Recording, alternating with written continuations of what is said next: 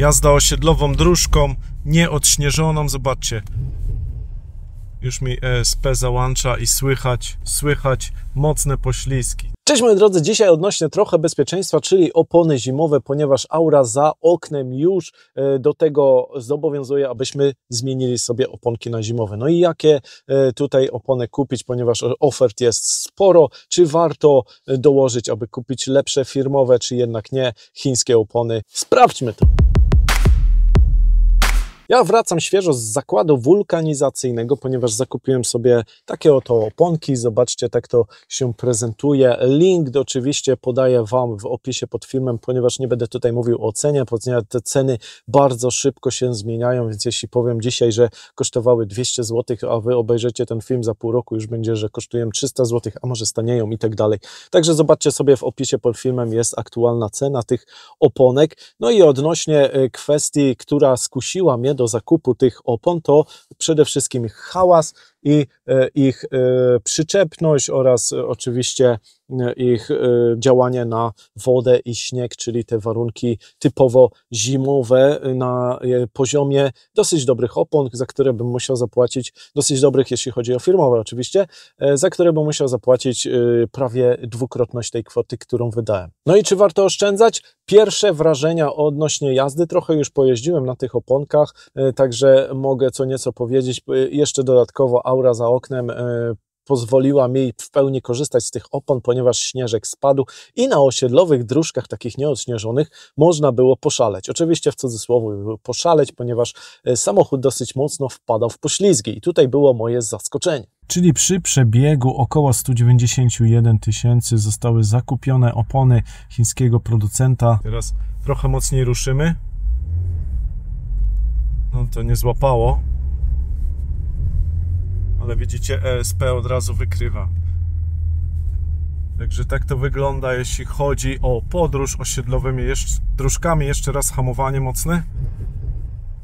I widzicie, ABS-y załączają. Teraz mocniejsze ruszanie. ESP kontroluje, ale wiadomo, że ta jazda już nie jest tak bezpieczna jak na suchej dróżce, a tak to też jest z zimowymi kółkami, nowymi, chińskimi, więc sami ocencie. Jeśli chodzi o typowo ubity śnieg, taki pierwszy, który spadł, to nie ma z tym najmniejszego problemu. Opony ładnie sobie nabierają tego śnieżku, wgryzają się w niego i naprawdę spoko się rusza. Nie ma problemu z tym, że tam gdzieś tam mielimy mocno i się zakopujemy. Ale już jeśli chodzi o właśnie takie dróżki osiedlowe, to już ta kwestia nie jest taka ciekawa, a porównuję to do moich poprzednich opon zimowych, które z przodu miałem naprawdę słabej jakości. One były jeszcze dodatkowo zdarte z jednej strony ze względu na złą zbieżność w samochodzie i tak dalej, także naprawdę nie były w ciekawym stanie. A odczucia z jazdy bym porównał właśnie do tamtych opon, z tym, że tamte były firmowe Firestone, teraz są bezfirmowe opony chińskie i przypuszczam, że ta guma, która powinna być rzeczywiście miękka, tutaj nie jest do końca taka miękka, może jest nieco lepsza niż w oponach letnich, ale tutaj do końca nie jest tak miękka jak powinna być, więc ten efekt taki na takich mocniej ubitych dróżkach śniegiem, gdzie ten śnieg już trochę poleżał, ubił się i jest dosyć mocno ślisko, no to wiadomo, że każdy samochód, obojętnie jakie opony, chyba że będzie jechał na łańcuchach lub też z oponach z jakimiś kolcami, będzie tam się ślizgał, ale ja porównuję do tego, co miałem w poprzednich oponach, które były już zdarte do ogranicznika, także nie obligowały już do dalszej jazdy praktycznie w zimę bezpiecznej przynajmniej, dlatego je zmieniłem.